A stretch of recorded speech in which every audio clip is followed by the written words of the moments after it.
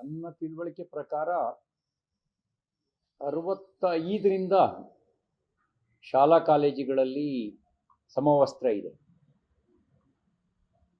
ಆಯಾ ಶಾಲಾ ಕಾಲೇಜುಗಳಲ್ಲಿ ವಸ್ತ್ರ ಸಂಹಿತೆಯನ್ನು 69ರಿಂದ ಕಡ್ಡಾಯಗೊಳಿಸಲಾಗಿದೆ. ಯಾಕೆ ಇದನ್ನ ತಂದ್ವಿ ಅನ್ನೋದನ್ನ ಅವತ್ತು ಬಹಳ ಸ್ಪಷ್ಟವಾಗಿ ಉಲ್ಲೇಖ ಮಾಡಿದ್ದಾರೆ. ಮಕ್ಕಳಲ್ಲಿ ಯಾವುದೇ ರೀತಿಯ ಭೇದ ಭಾವವನ್ನ ತರಬಾರ್ದು ಅನ್ನೋ ಕಾರಣಕ್ಕೋಸ್ಕರ ಯೂನಿಫಾರ್ಮ್ ಅನ್ನ ಅಳವಡಿಸುವಂತ ಕೆಲಸವನ್ನ ಮಾಡಿದ್ರು. ಈಗ ಸರ್ಕಾರ ಮತೀಯ ಚಿಹ್ನೆಗಳನ್ನ ಬಳಸೋದಕ್ಕೆ ಅವಕಾಶ ಕೊಟ್ಟಿದೆ. ಹಾಗಾದ್ರೆ ಯೂನಿಫಾರ್ಮಿನ ಭಾಗನ ಮತೀಯ ಚಿಹ್ನೆ ಸ್ಪಷ್ಟಪಡಿಸಬೇಕು. ಮತೀಯ ಚಿಹ್ನೆ ಬೇರೆ, ಸಂಸ್ಕೃತಿಯ ಚಿಹ್ನೆ ಬೇರೆ. ಹಿಜಾಬು ಮತೀಯ ಚಿಹ್ನೆನ ಸಂಸ್ಕೃತಿಯ ಚಿಹ್ನೆನ ಸ್ಪಷ್ಟಪಡಿಸ್ಲಿ.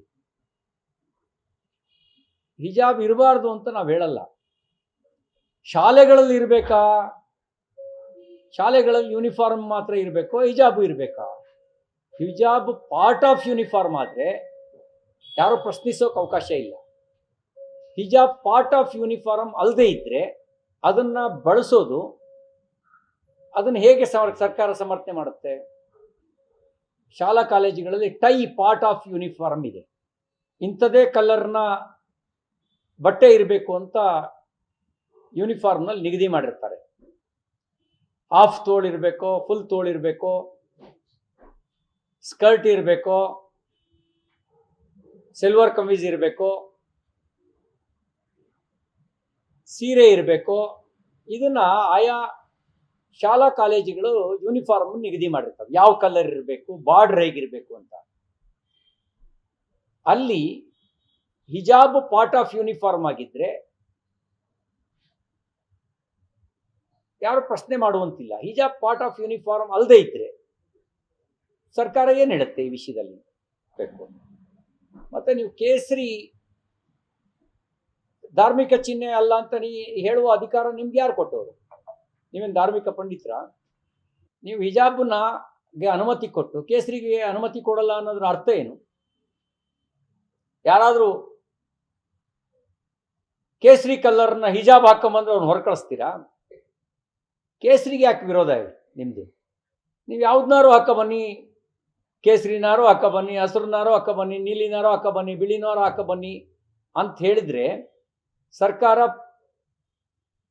ಯಾವುದೇ ಬಣ್ಣದ ಬಗ್ಗೆ ದ್ವೇಷವನ್ನು ಹೊಂದಿಲ್ಲ ಅಂತ ಆಗುತ್ತೆ. ನೀವು ಕೇಸರಿ ಧಾರ್ಮಿಕ ಚಿಹ್ನೆ ಅಲ್ಲ ಅಂತ ಅನ್ನೋದಕ್ಕೆ ನೀವೇನು ಧಾರ್ಮಿಕ ಪಂಡಿತರ? ನಮ್ಮ ಮಠಾಧಿಪತಿಗಳು ಬಳಸೋದು ಕೇಸರಿನೇ.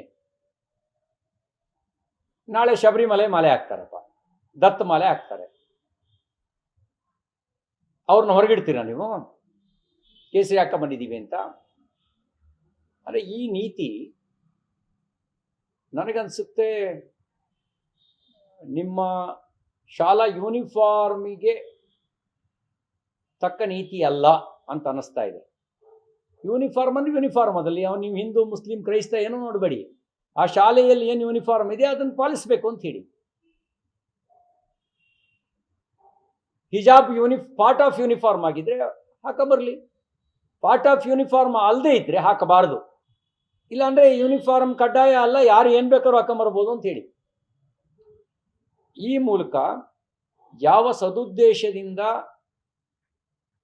60ರ ದಶಕದಲ್ಲಿ ಶಾಲಾ ಕಾಲೇಜುಗಳಿಗೆ ಯೂನಿಫಾರ್ಮ್ ಅಳವಡಿಸಲಾಯಿತೋ ಆ ಪದ್ಧತಿಗೆ ಈಗಿನ ಕಾಂಗ್ರೆಸ್ ಸರ್ಕಾರ ತಿಲಾಂಜಲಿ ಹಾಕ್ತಾ ಇದೆ. ಒಂದು ರೀತಿಯ ಮತೀಯ ವಾದಿಗಳ ಒತ್ತಡಕ್ಕೆ ಮಣಿದಿದೆ. ನಾಳೆ ಯಾರಾದ್ರು ತಾಲಿಬಾನ್ಗಳು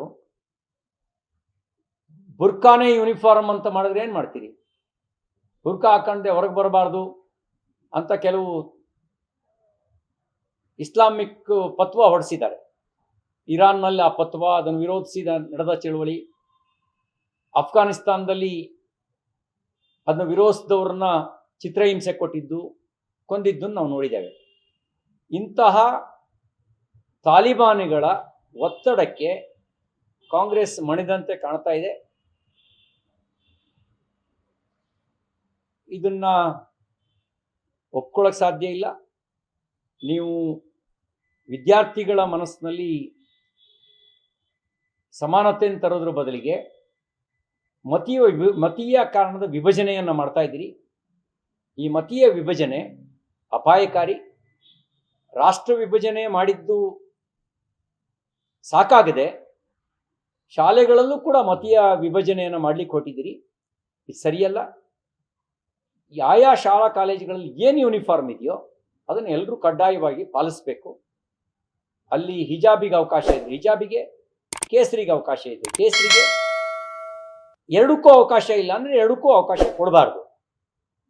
ಅಲ್ಲಿ ಸಮಾನತೆಯನ್ನು ಪ್ರತಿಪಾದಿಸಬೇಕು. ಸಮಾನತೆಯನ್ನು ಪ್ರತಿಪಾದಿಸ್ತಾ ಇದ್ದರೆ ಇದು ನಿಮ್ಮ ನೀತಿ ಮತೀಯವಾದಿಗಳ ಒತ್ತಡಕ್ಕೆ ಮಣಿದ ನೀತಿ ಆಗುತ್ತೆ. ಇದನ್ನು ಒಪ್ಕೊಳ್ಳೋಕ್ಕೆ ಸಾಧ್ಯ ಇಲ್ಲ.